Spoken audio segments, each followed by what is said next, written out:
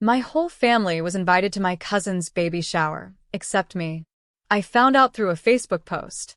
Balloon arch, pastel cookies, matching dresses. Even grandma flew in for it. I texted my aunt just to be sure. Maybe it was an oversight. Maybe the invite got lost. Her reply came fast.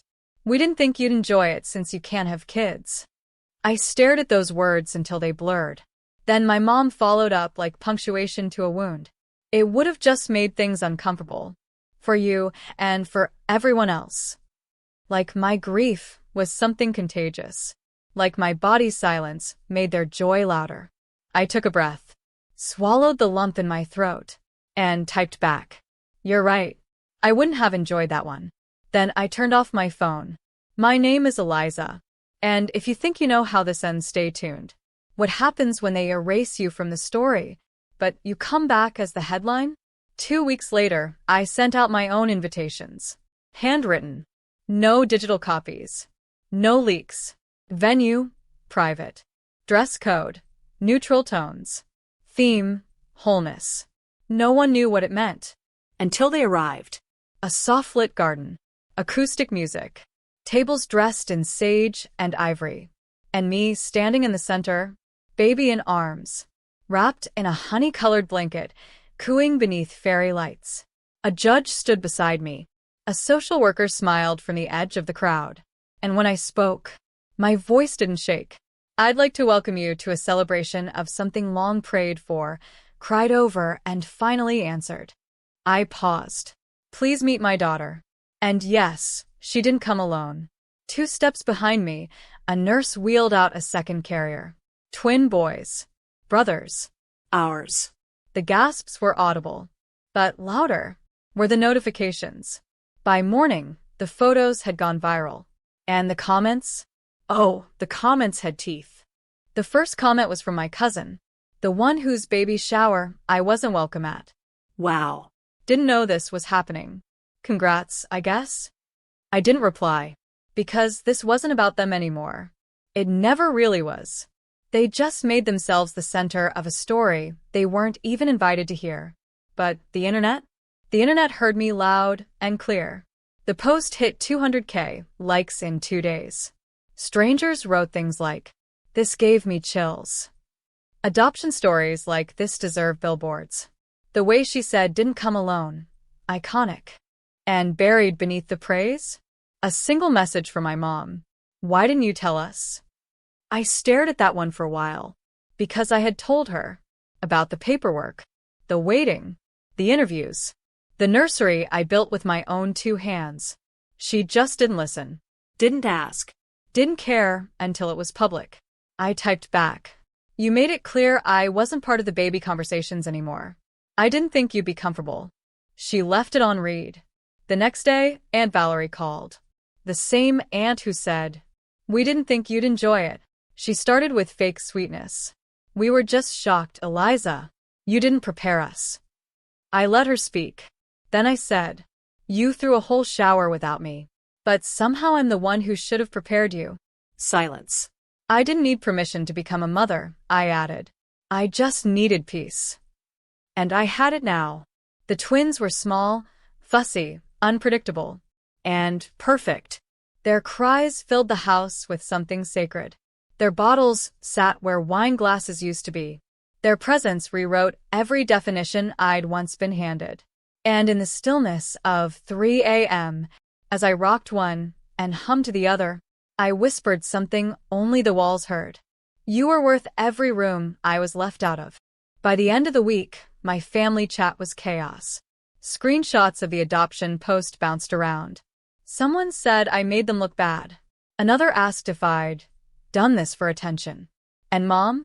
She played the sympathy card. Told everyone she was heartbroken to find out through Instagram. I didn't defend myself.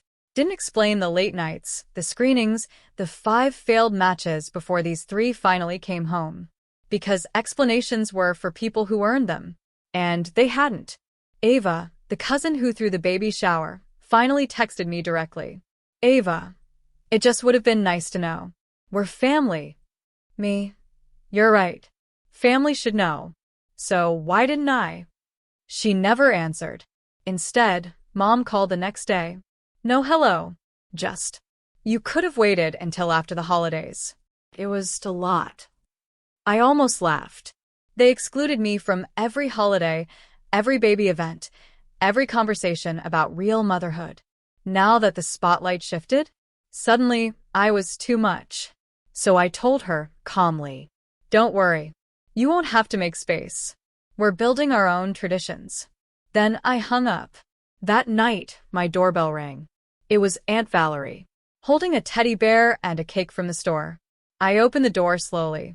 We wanted to welcome the babies, she said. We. As in the same people who didn't want me in the room 2 months ago. I looked her in the eye and said, they're asleep. And I'm not interested in sugar-covered guilt. She blinked. I'm trying. I nodded. And I'm resting. Then I closed the door, locked it, and returned to the nursery, where my 3 children breathed soft and steady beneath a mobile of stars. They didn't need cakes. They needed presents. And mine would never be optional again. After that night, the silence got awkward. Not peaceful like before. Awkward, like a room full of people pretending they didn't choke on their own judgment. No more texts from Mom. No new comments from my cousin. Just the occasional breadcrumb. A like here, a vague story post there.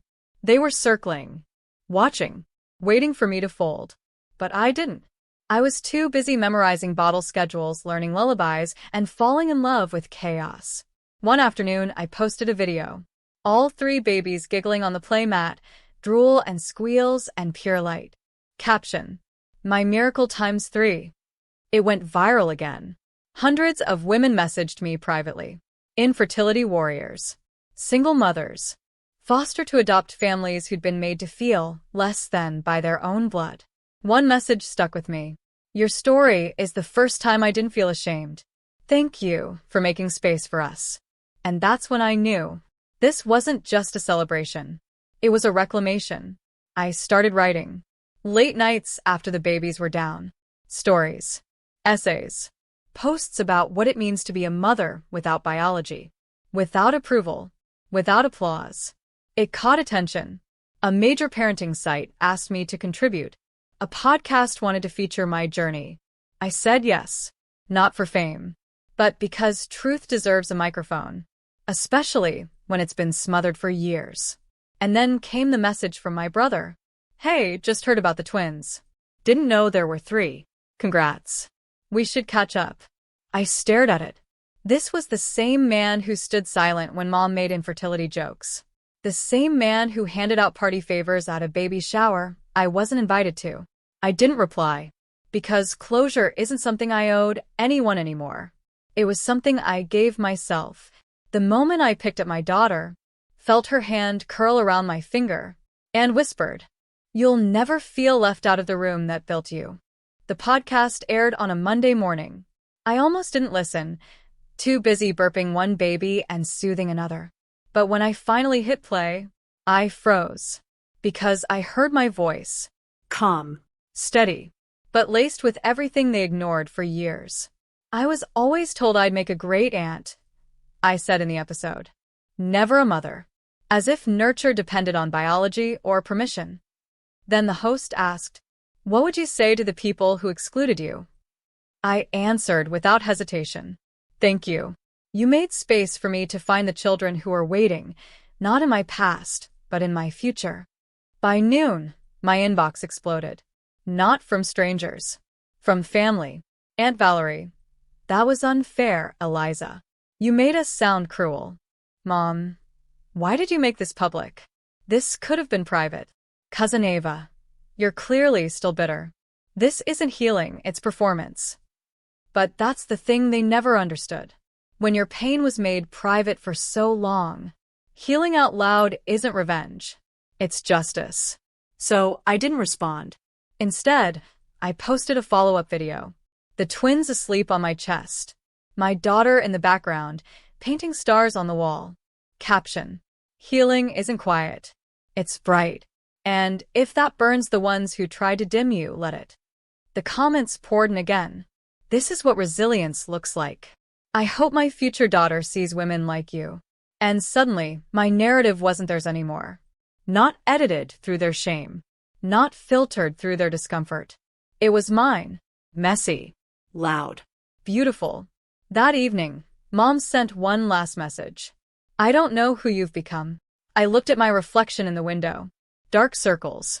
Full heart. A woman holding 3 lives together with nothing but love and grit. And I whispered to the glass. Me neither. But I like her. The invitations came 2 weeks later. Glossy white envelopes with silver script. Ava's baby's first birthday. And this time, I was included. But not really. The invite was addressed to the Clark family. No names. No warmth. Inside, a sticky note from Mom. Let's move past all this. The babies would love a cousin to play with. Like nothing happened. Like a whole year of silence could be smoothed over with cake and confetti. I held the invite over the trash can, then paused. Not out of doubt, out of clarity. Because they didn't want reconciliation.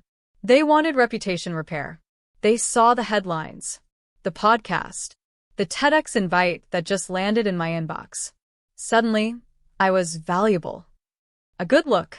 A photo op. And I had no interest in performing for a family that only loved me when it was convenient. So I didn't RSVP. Instead, I bought balloons. Not for them, for us. A quiet celebration in our living room. Finger paint. A homemade banner that said, 1 year as a family. Because our family didn't start when someone else handed us permission. It started the moment I held them and promised, you're safe now. That night, I posted a picture. My daughter grinning, frosting on her cheeks. The boys tugging at streamers with chubby hands. Caption. We weren't invited to the old table. So we built our own. Smaller, but honest. Hours later, Ava posted from her party. All beige. Matching outfits. Perfect lighting. Not a single smile that reached the eyes. The comment said, beautiful. But mine said, free. Because I wasn't chasing legacy anymore. I was living it. And I finally understood. Sometimes the best revenge is being too full to sit at their table. 3 days after Ava's party, I got the call. Blocked number. But I knew that hesitation in the breath. It was Mom. She didn't waste time. I saw your post, she said flatly. You made us look heartless. I stayed quiet. Because silence is louder when you've already said everything. She tried again. You could have at least shown up for the baby. He's your blood. And that's when something in me snapped. Not in rage, in clarity. I showed up, I said. For birthdays you never remembered. For holidays you forgot I spent alone. For dreams you laughed at. I showed up. You just didn't see me. She exhaled hard. Then came the line I'll never forget. You're making this bigger than it is. No, Mom. You made it small. Small enough to leave me off a guest list. Small enough to tell me I'd make things uncomfortable. Small enough to pretend your cruelty was protection.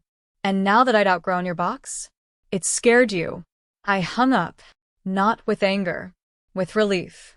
Because that version of me, the one waiting for an open seat, a polite smile, a crumb of love, was gone. That night, I sat with my kids on the floor, surrounded by toy chaos and crayon-streaked walls. My daughter curled against my arm. Are we a big family, Mommy? I looked around. 3 little faces. 1 whole heart. The biggest kind, I whispered. Because we weren't bound by blood. We were bound by choice. And no invitation could define that. The next morning I got a text. Aunt Valerie, we're planning a Mother's Day brunch. Thought you might want to come. I didn't reply. Instead, I drafted an email to my publisher. Subject, book title pitch. Left out, lifted up, a memoir. Because I wasn't just telling my story anymore. I was owning it. Mother's Day arrived. Bright, soft, quiet. No brunch. No florist deliveries. No posts tagged with my name. Just waffles in our kitchen, sticky fingers, and 3 voices yelling over one another for more syrup. And it was perfect. Later that afternoon, I sat on the porch swing, a twin in each arm, my daughter braiding strands of yarn beside me. That's when I checked my email. A message from the publisher. We'd love to move forward with your memoir. Your story isn't just timely, it's necessary. I stare at those words for a long time, because for years I believed my silence was protection. Now I saw it for what it was. A cage. And every time they called me bitter, too much, or difficult, what they really meant was, you stopped letting us walk over you. The book would tell the truth. About infertility. About adoption. About being left out, talked over, and then expected to return smiling for cake.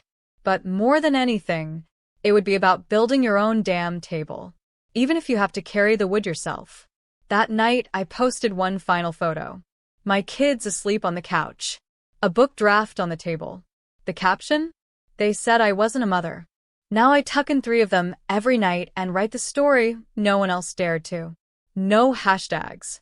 No tags. No need. A week later, Mom called. I didn't answer. She left a voicemail.